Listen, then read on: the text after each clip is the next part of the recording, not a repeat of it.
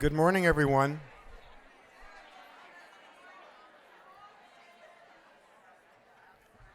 I'm not a teacher. I don't know all the tricks in getting people's attention, so I'll just speak.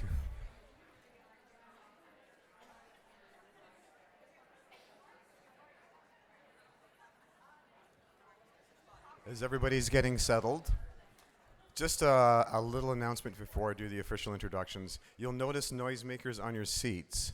Don't blow them just yet. Kelly will tell us when to do that. Okay, I appreciate that. Your cooperation is much appreciated from Kelly. My name is Greg Mays, and welcome to your second day at Camp Widow. I feel the love already. That's true. I'm waiting for my espresso. If you haven't made any connections, there's still all day and tomorrow to make some more connections. Find your tribe wherever you're living, and you'll make some great connections here. That's what this is all about. We have our first ever keynote address sponsor this year. Tobis Investments has donated in memory of Corey Fipers, who continues to cheer us on from the sidelines, and is especially thrilled about how camp is growing. And stay here after the keynote for a special announcement on our plans for 2026. Now I'd like to introduce Beverly Thibodeau with some thank yous.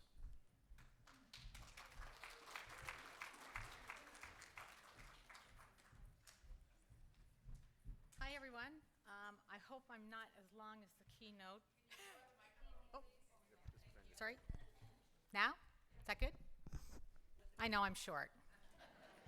I have two 6 foot tall plus sons, and they call me the little mama.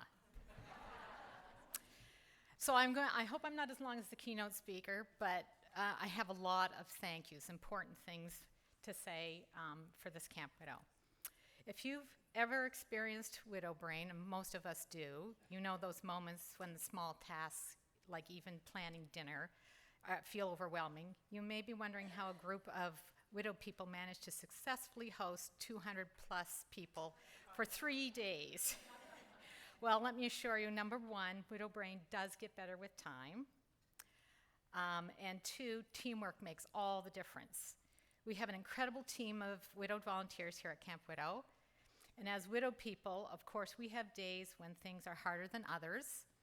But because we all understand and we have all personally experienced the power of Camp Widow, we support each other and work really hard to bring this event to you. I'd like to introduce the people who have volunteered countless hours to make this weekend possible, so we can give them a great round of applause. So first of all, you've met Stacy Brown in the opening session yesterday, if you were here.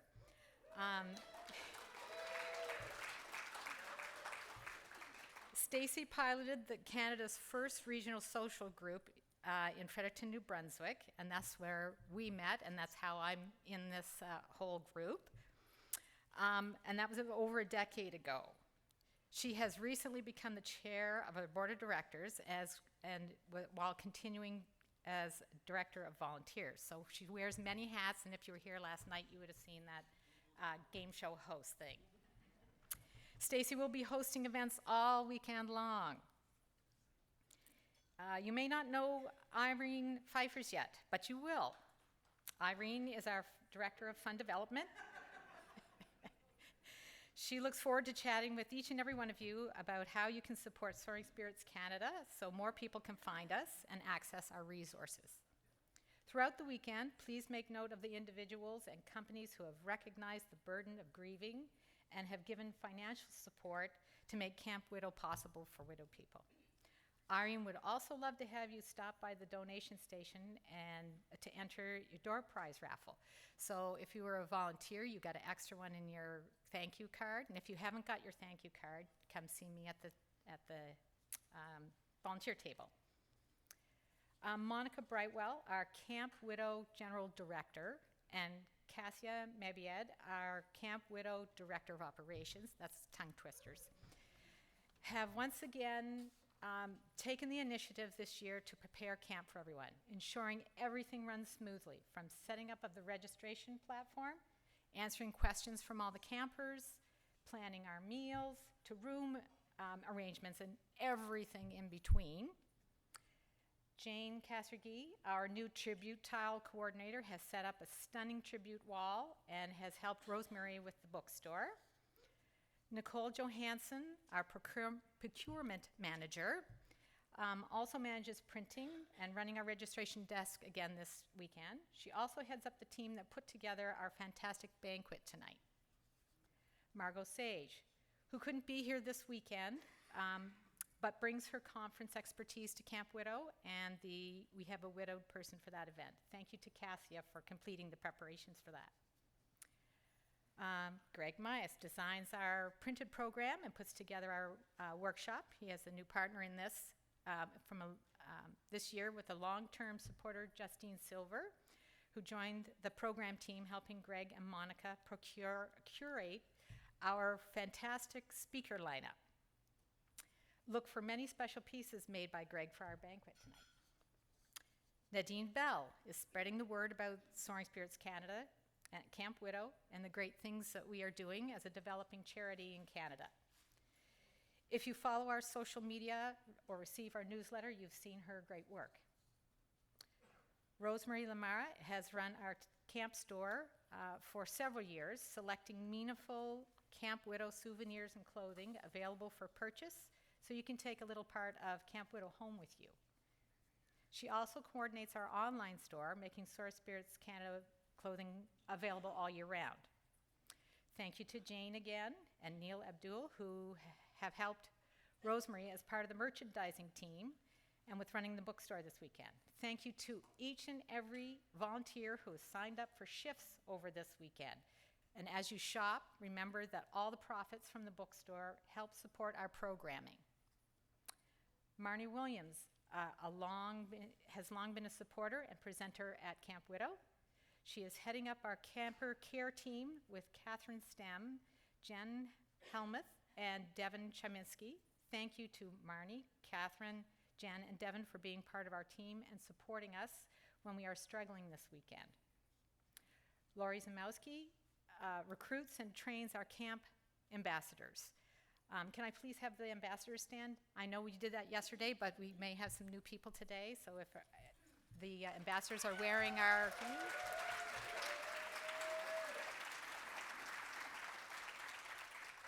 And just remember, if you need information or help or support this weekend, these volunteers are happy to help.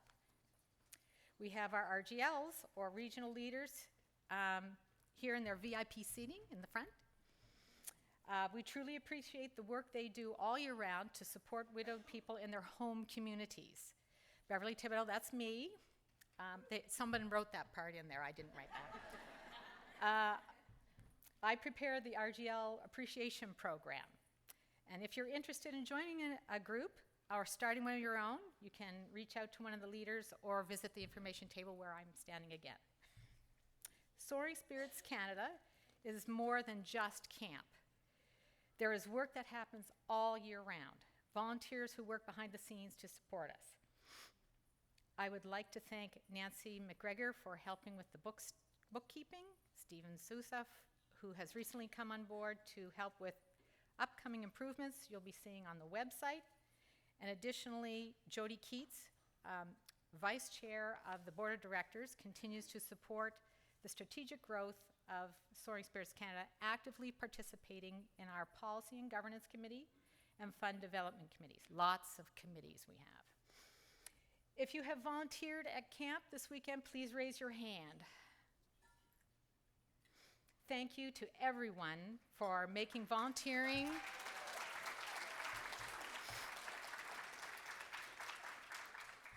Thank you to each and every one of you for making volunteering a part of your camp experience.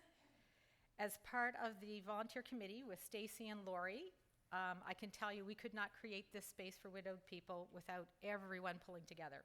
And we could not coordinate that many volunteers without a great team.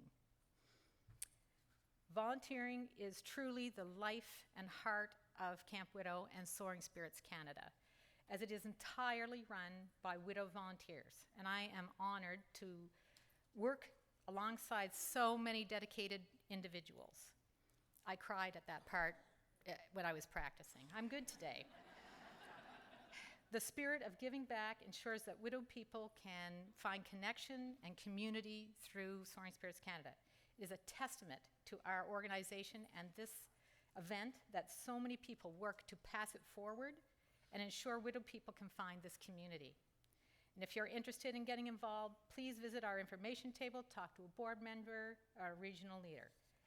Thank you, volunteers.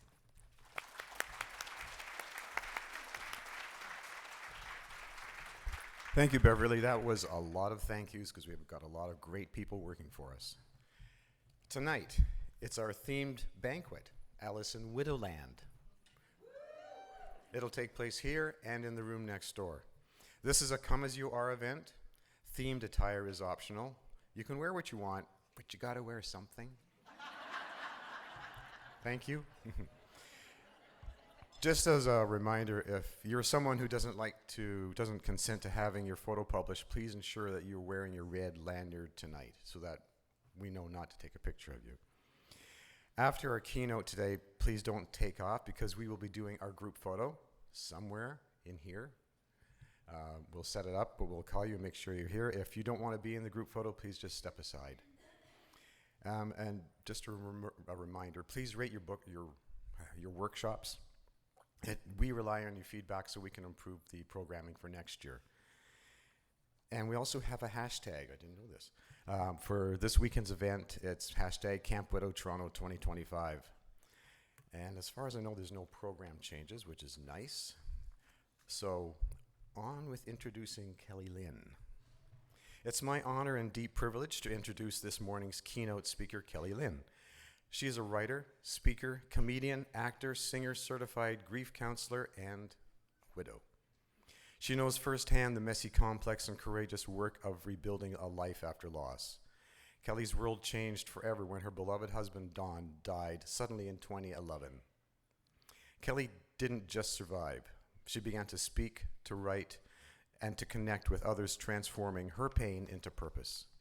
Her book, My Husband Is Not a Rainbow, is an honest, raw, and often hilarious account of life, love, loss, and grief.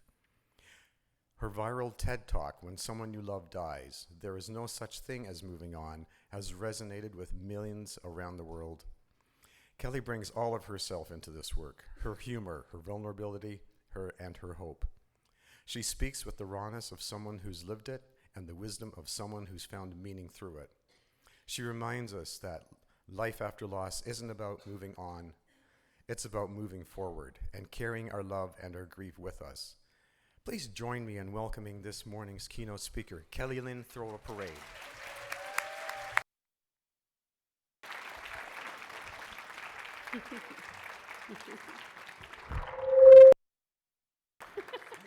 That was me.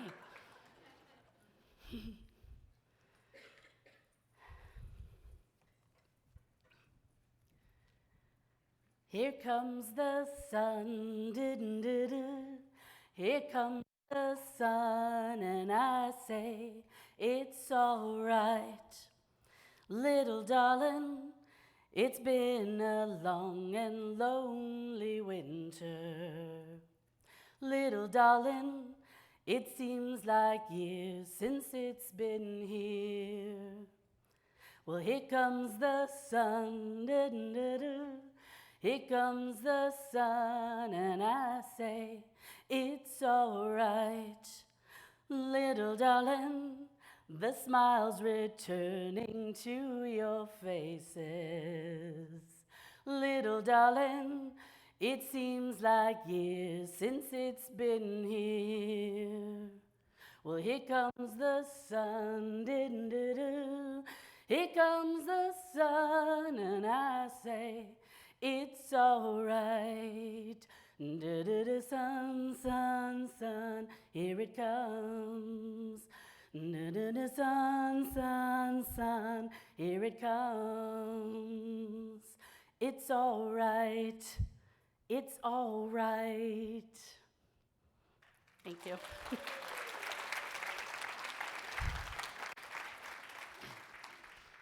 Thank you, and good morning. One of the last memories that I have before my husband died suddenly sometime in early July 2011, probably a week or two before he died, is sitting in our living room in our crappy little New Jersey apartment, and him playing guitar and me singing that song. And it's something that we did often. He loved the guitar. He owned about 8 or 9 of them. And he just loved strumming that thing. When he had a hard day at work, he was a paramedic. When he had a hard day at work, he would come home, he would sit down, and he would strum that guitar. And then I would join him, and I would start singing. We would learn songs together, just for fun. It was just a fun thing we did. We both loved music, and it was one of our biggest connections, music. It was kind of our thing. So on that day, we were strumming and singing Here Comes the Sun by the Beatles. And we were trying to learn it. We would learn songs together like that. And we never finished it. You know, we were in the middle of learning the song. And it's just one of those things that you all know is important now because he's dead. And we never finished the song. And so I tried to listen to that song, sing that song many times over the years. And I couldn't get through it without crying and sobbing my head off. And I'm happy to tell you that today, 14 years later after his death, here I am standing here giving you a keynote address as a widowed person who has survived and hopefully thrived, and to let you know that it's all right.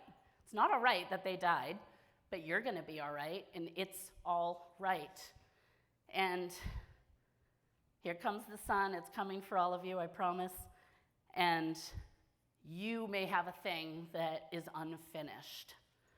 It's unfinished. And I was able to get through that song today for the first time ever without crying. Thank you. Thank you.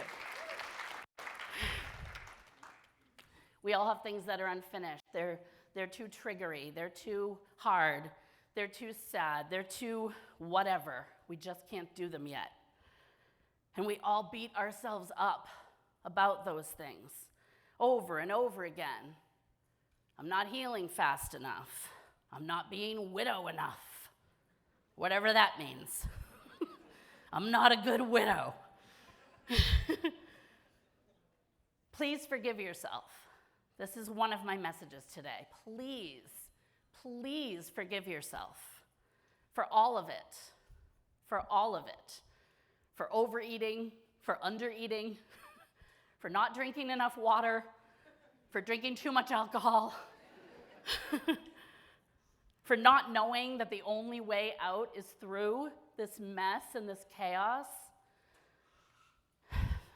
for not doing things the way that he or she did them.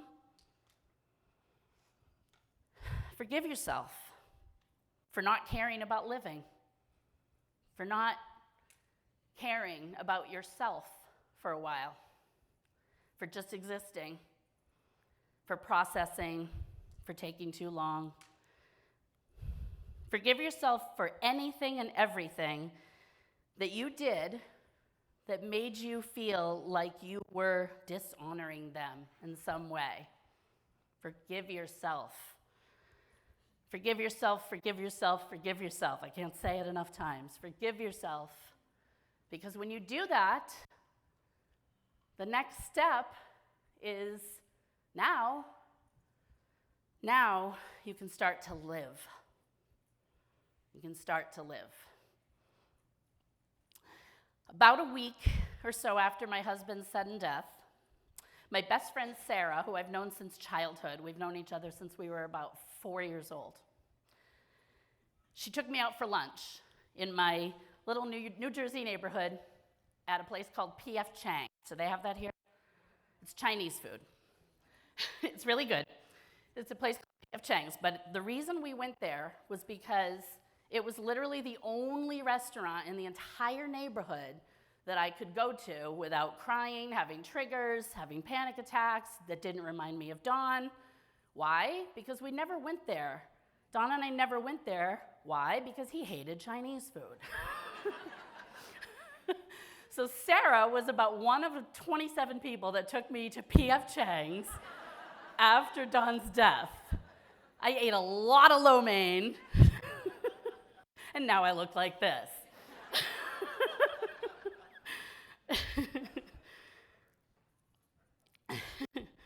But I was in my numbness, I was in my numb state of shock, absolute shock. I woke up one morning on July 13th, and as Greg said, my husband died of a cardiac arrest. There were no warnings, there were no symptoms. He was just gone.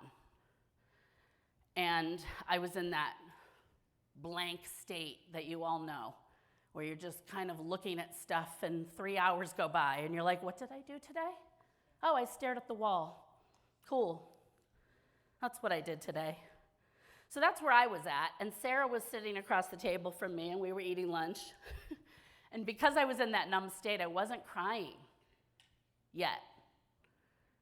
That came later, but I wasn't crying yet. And she was crying. And it was really funny, kind of, because she was crying, and so she was crying like uncontrollably. And I was like, Sarah, calm down, and she just kept crying. And she was like, I'm sorry, I can't believe this has happened. This is the worst thing that could happen to you. I just can't believe it happened. And then the waiter would come over and be like, more water? And she'd be like, no. And she'd cry some more, and they'd be like, oh, it's okay, you don't have to have water, I'll go now. And that happened several times. And then finally, I said to her, Sarah, are you going to be okay? I mean, are you going to be okay with my husband's death? Are you going to make it? And then she started crying again, and she's like, no, I'm not. And we both laughed. And then she said something to me that sticks with me to this day, and is the reason this speech is called Throw a Parade. She said to me, it's just that when we were kids, growing up in small-town Massachusetts, it still makes me cry. She said, this is not what I dreamed for you. This is not what I dreamed for you. This was not supposed to happen to you. And she said, and so because this was not what I dreamed for you, I just think you're amazing. And I think that every single time you roll your ass out of bed in the morning and you make the choice to do that, that a parade should be thrown in your honor. That is what a best friend says to you, right? And at the time, I was like, yeah, okay, because again, numb. I was numb. And it didn't really hit me, but it hit me years later and months later.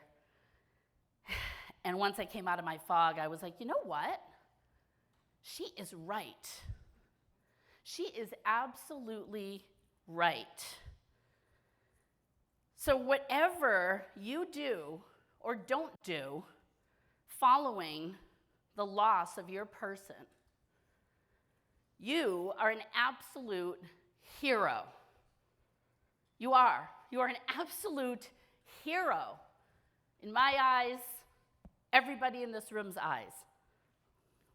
And here's the thing.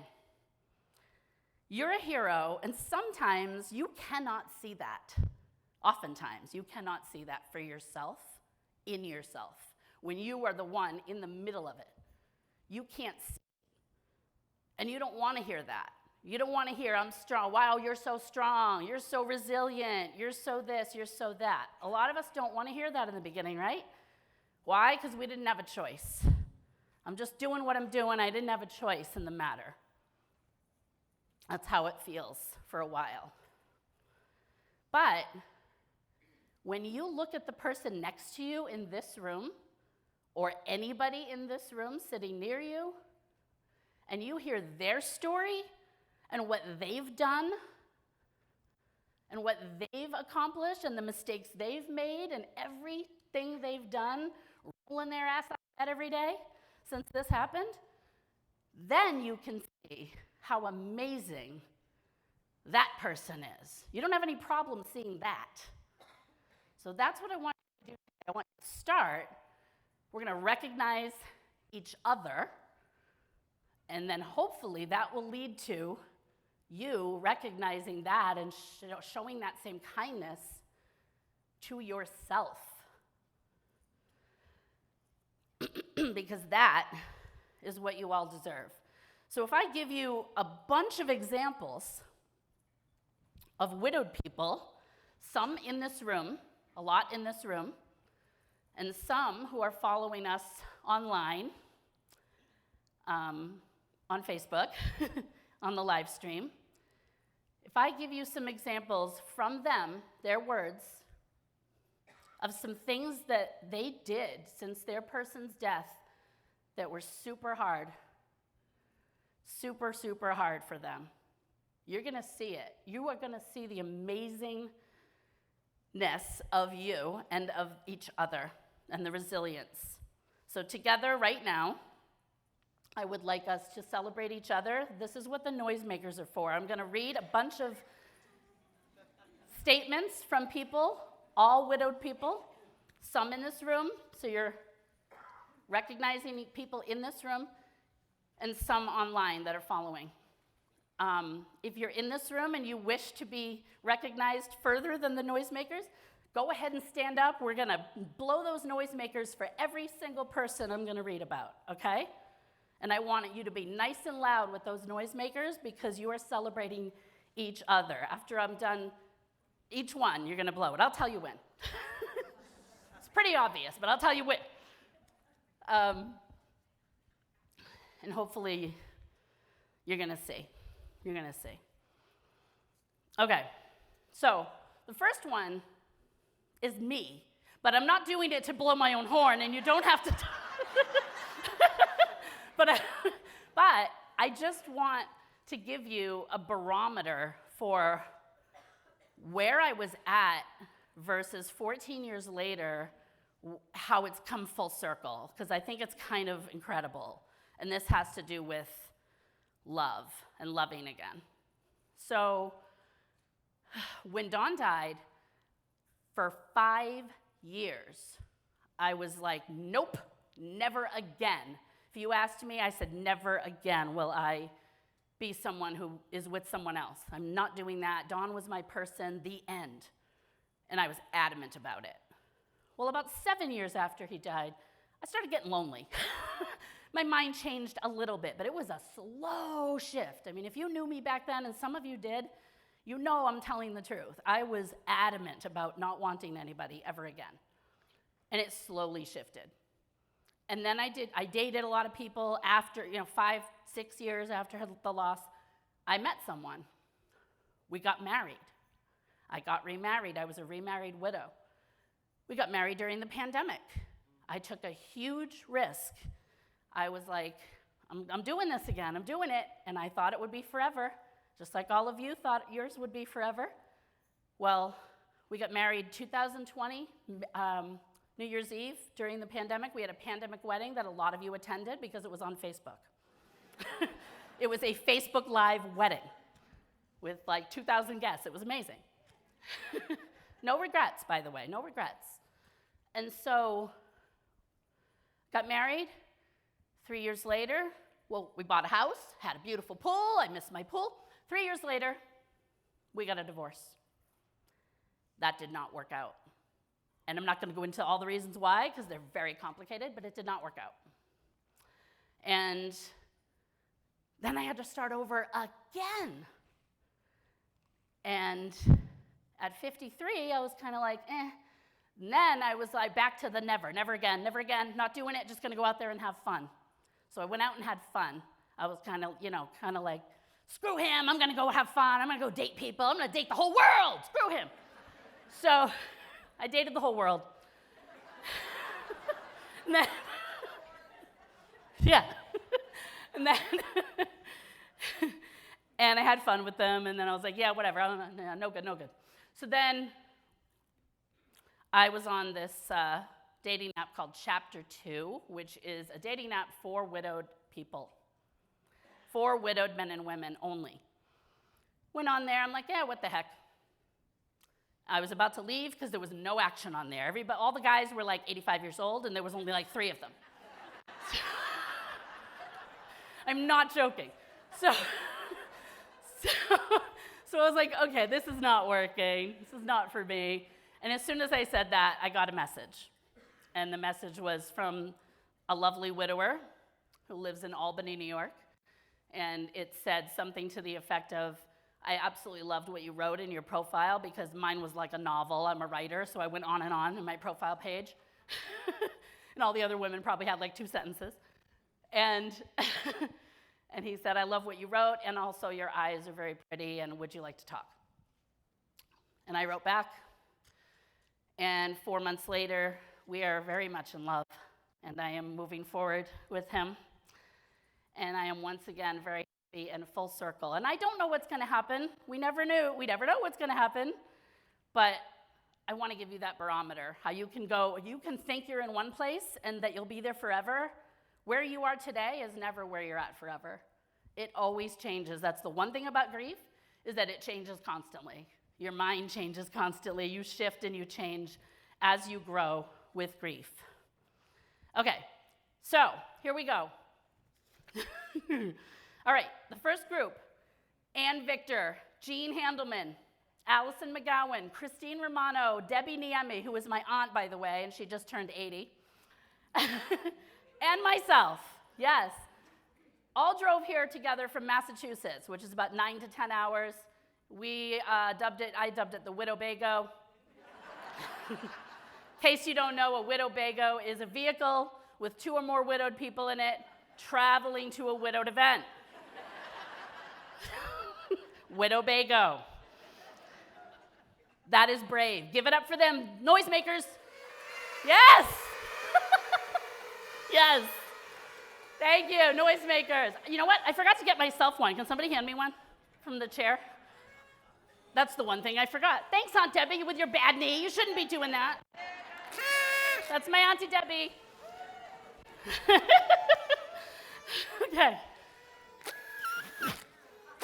All right, this one sucks. Oh, there we go. Okay. Myra Ortiz Goldman, 7 years from her loss, recently bought a car on my own, which was huge for me, and put my oldest through his first year of college. You go, widow mom.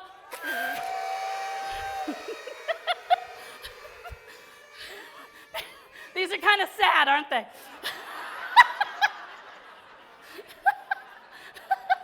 Sad widow party favors.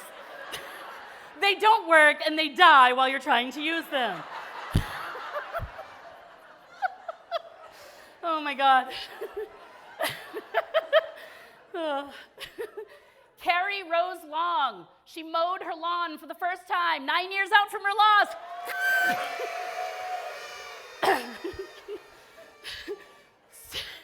Susan Peters, 16 months out, and she learned to clean the pool and use the snowblower. Start that marching band.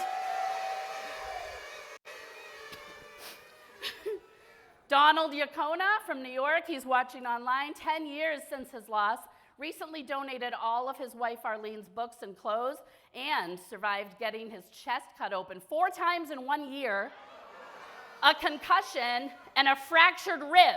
Don, what the hell are you doing over there in New York?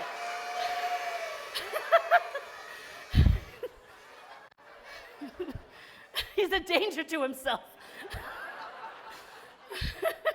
Amy Curry, 17 years out from her loss, had brain surgery 3 years ago. Still struggling, but I'm still here. That's a great statement. Yes.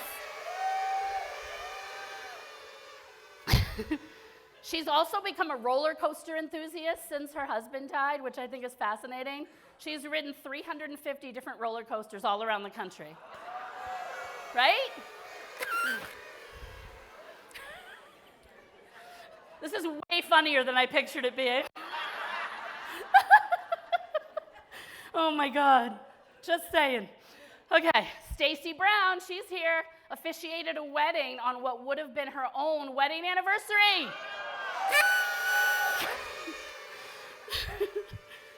Amazing. Gail Wassenberg Slater has done many things in the 7 years since the loss, but the hardest that made her cry was asking for help. right? We get that. There's like a deflation that happens at the end.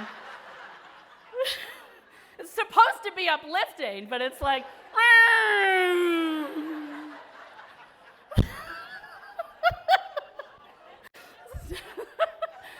oh my God. Lori Zamowski, she's here in the room, terrified of heights. There's Lori. But guess what she did? She went parasailing solo in Cancun. Greg would be so proud of you, and so are we. 9 years since her loss. Go, Lori. Kevin Maloney. That's my guy. That's my new guy. He's watching at home. Actually, I'm not going to lie. He's not watching at home because he's ancient and he does not understand technology or Facebook.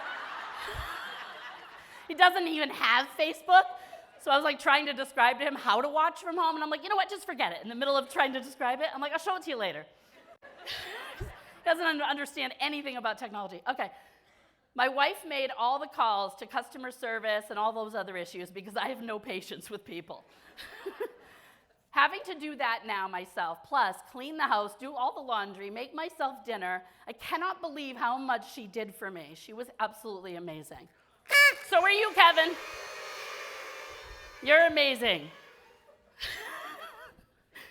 Even though you can't work Facebook and you don't have voicemail. Okay. All right, Vera Lynn, 24 years since her loss. She says, I raised 2 beautiful kids without my best friend. I've been a regional group leader for Soaring Spirits for 12 years in his honor. Go. Shelley Roth, she's here somewhere. It's been 4 years since her loss. She is most proud of having the courage to start working with me, Kelly Lynn. I'm a comedy coach, and she's been working with me, working on some of her writing comedy, and she'll be my opening act today at my presentation. Go, Shelley! Shelley and Kelly later today. Okay. Just keeping an eye on the time. We're good. Donna Blauser took care of her health. Both of her husbands died in a hospital. So she's been through this twice. So any hospital situation is very triggering for me. But I sucked it up and I took care of my health. Oh my God. Amazing. Donna, you go. Rock star. Matt Weist. My daughter was 7 when my wife died. To fill one of the many gaps, I bought her a subscription to Elle magazine. Fast forward 16 years later, last week, my daughter was a model in the Miami Swim Week 2025 and was invited to the Elle magazine party. Nice. And he said, signed full circle, man. Yep, you're a badass widowed dad. Give it up.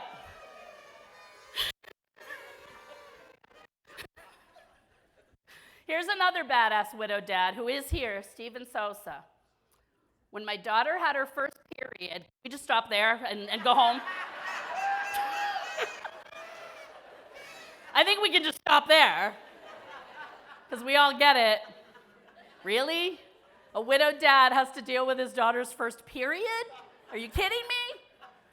When my daughter had her first period, I managed to get through it with the help of some awesome female friends and was able to keep my tears and my rage about her mom not being here away from my daughter. That's amazing. Yeah. Father of the year right there. You know what? You get your own widowed float in the parade. As far as I'm concerned.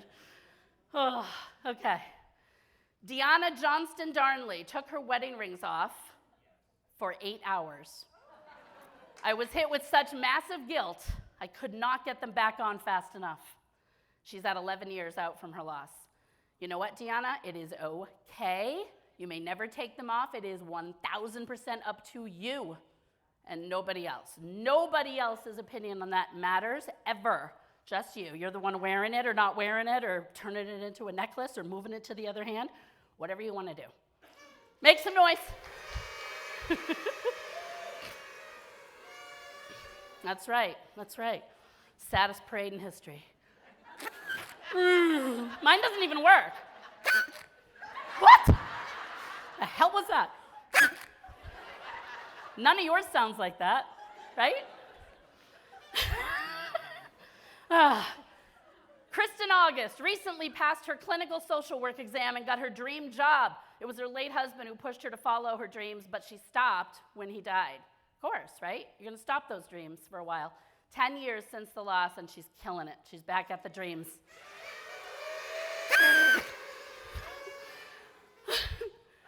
Okay. Wow. Okay. Julie Matlin is here. Daniel and I were together 27 years. At the beginning of 2023, his entire personality changed. By March, I had to ask him to leave the house because his behavior was affecting me and the kids. After he left, I discovered he had a substance abuse problem. There was also infidelity, likely through our whole relationship. As I was trying to wrap my head around all of this, the betrayal, the deception, the police rang my doorbell to tell me he had died of an overdose in some strange woman's apartment. He had spent all our money, drained our accounts, put us into debt, left no will or insurance. I had to abandon my writing career and find work to support our family. It's a complicated grief, to put it mildly. So, what I want to say to Julie is, every time you roll your ass out of bed, you are a hero. Do you see the hero now? Please tell me. Tell me you see the hero in each other at this point, right? This is amazing stuff. All of them are amazing. Robert Miller. My wife died 8 months ago, and last week I finally picked up her ashes from my family who was holding them for me. Now, they weren't hiding them from him. That would be very cruel. Oh my God. That's quite a misprint. Now that I have the ashes, I have no idea what to do with them. And I can't stop crying. Give that man a hug. A big collective hug for Robert. And that... Lana Rudner, 6 years since her loss. After his death, I was diagnosed with breast cancer and did surgery, chemo, and radiation without him here to support me. Make some noise, guys. She's fine, by the way. She's great. She works in an animal shelter, volunteer work. She's awesome. She's a great person. Hi, Lana. She's watching at home. What? Oh, God. All right, Janet Lacey Sellers. I went skydiving with 4 other widows and scattered my husband's ashes at Battleship Rock with 2 widows. Then we went up in a hot air balloon, 14 years since her loss. Amazing. There's always one at the end. Bobby Moss, unable to be with us here, but for a very good reason, managed to integrate the life I lived with my late husband for 30 years into the life that I've built with my new partner over the last 6. Having my son stand up at our wedding, which was like a week ago, and tell Tim that while he will never replace his father, he is happy to have him be a part of our family, filled me with love and pride. Go, Bobby. He's on his honeymoon while we're at Camp Widow. Okay, and let me just say there are literally hundreds more of these, but we would be here until next Tuesday if I read them all, so I had to pick and choose, which was so hard. But the last one I'm going to read, it just hit me a certain way, so I'm going to read it last, and that is Elizabeth Ann, surviving what I could not survive. I don't need to dance on tables or climb Mount Everest to feel like I made it. I made it. Amazing, right? Yeah, give yourselves a round of applause, and no more of these. These are sad. Those are sad. Those are sad. They're not supposed to be sad, but they're sad. Okay, so with all that being said, I hope you can see the power of this collective hero thing happening, right? I hope you can see it. I really do.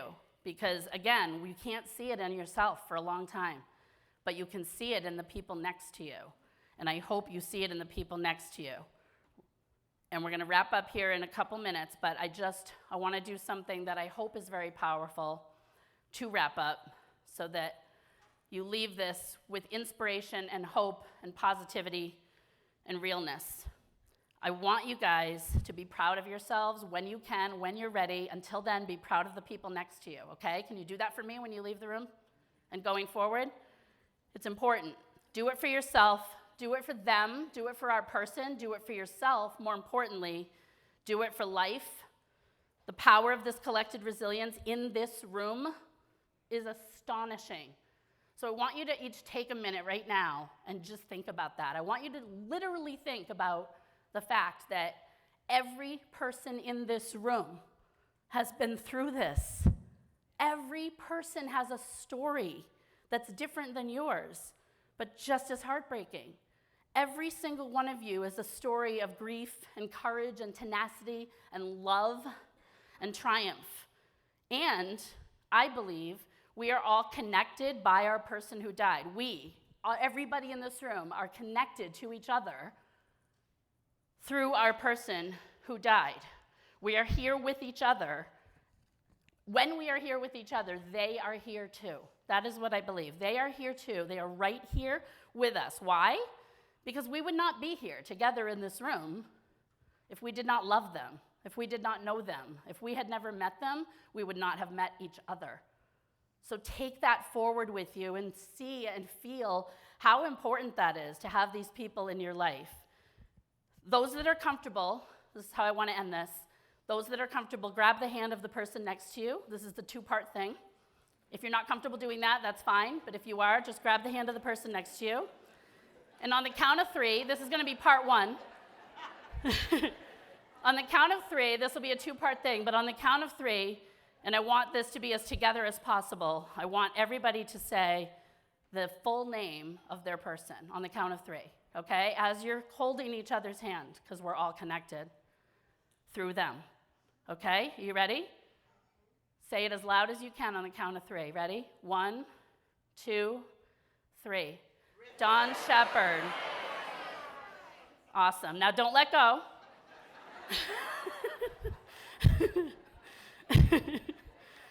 The second part is a little harder for some people because they're not there yet. They don't want to be a hero. But the second part, keep each other's hands. You still have that connection through each other and through them, through our person. But the second part is about congratulating yourself and saying your own name because you died that day too. We all died that day too. The version of us that we knew died when they died. And I know everybody feels that way. I just know. And there's a new version of you. It's emerging. It's evolving every single day. And some of you may not be ready to embrace that version yet, but you will be. It's taken me a long time, but I'm there. So I know that you will get there too. I know. So what I want you to do is keep each other's hands. And on the count of 3, I want you to recognize your own strength, your own resilience, your own badass widowness. And I want you to say your own names together, your full names, okay? Are we ready? This is the new you emerging for the first time, maybe. Okay, 1, 2, 3. Kelly Lynn. Awesome. And I know that was hard for some people. I can see people crying. Some people are in tears. Give yourself a round of applause for doing that, because that's amazing. Yeah, it's amazing. You're amazing. I really feel you're amazing. Let that sit in the air for a minute. And now what I want you to do next is I want you to get out there. Get out in the world. Get out of this room. Not yet, but after they talk. Not yet. But get out in the world and create a life for yourself, eventually. A life for yourself. And you know what? You're already doing it. You're doing it every single time you roll your ass out of bed. Like my friend Sarah said all those years ago, you are doing it. Go get that life. Throw yourselves a parade every single day. I love you guys. I love you. Thank you.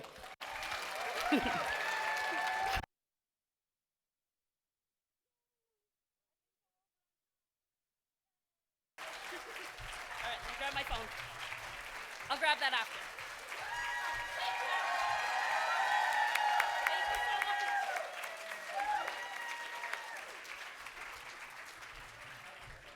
Thank you for the parade, Kelly.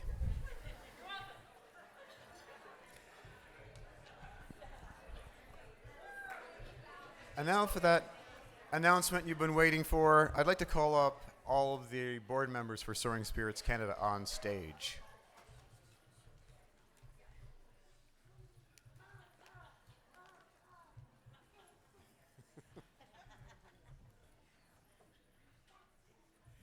This is going to be one of the largest announcements we've ever made in our little collective we've got. We are incredibly proud of the Soaring Spirits Canada team and what we've accomplished as a board in Canada in the last 5 years. The board's hard work and the incredible support of our entire widowed community. Soaring Spirits Canada is excited to share with you that next year Camp Widow Toronto will be happening right back here in the Delta. May 29th to the 31st, 2026, so mark it in your calendars by hand or digital or however you want to do it on Facebook. So next year, for the people on Facebook, we'll be here at the Delta, May 29th to the 31st, 2026. And now Irene's got a really special announcement. Soaring Spirits Canada and this incredible team is very proud to announce that we will be expanding to 2 full weekend camps in Canada next year.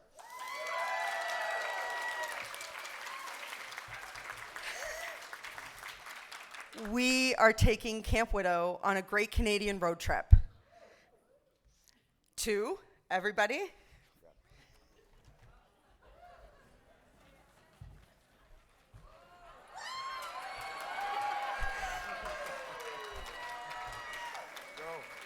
We're heading to Calgary, Alberta.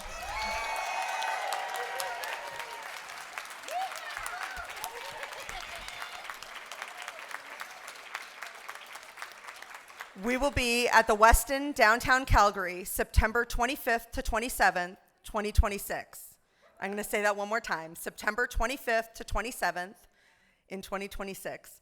Not only is Calgary the birthplace of the Caesar cocktail, for those that like that, and ginger beef, it's also home to the world's largest rodeo, and it's going to be an incredible city for us to take camp to.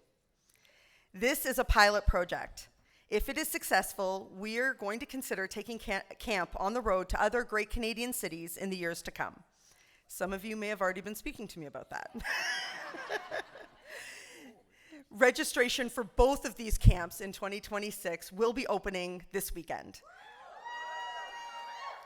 There will be posters with QR codes placed in the foyer later today or tomorrow whenever Monica tells me it's okay. Thank you, Irene. I hope everybody's happy with that news. Yeah, it's great to have our little group expand across Canada, as vast as it is. Thank you, everybody, for joining us on Facebook. We really appreciate and seeing the comments. I haven't seen them yet, but I know that they've been really positive and great all day. We appreciate your support, not being here, but being here. To everyone at home, have a wonderful day filled with hope. And with that, we can turn off the Facebook.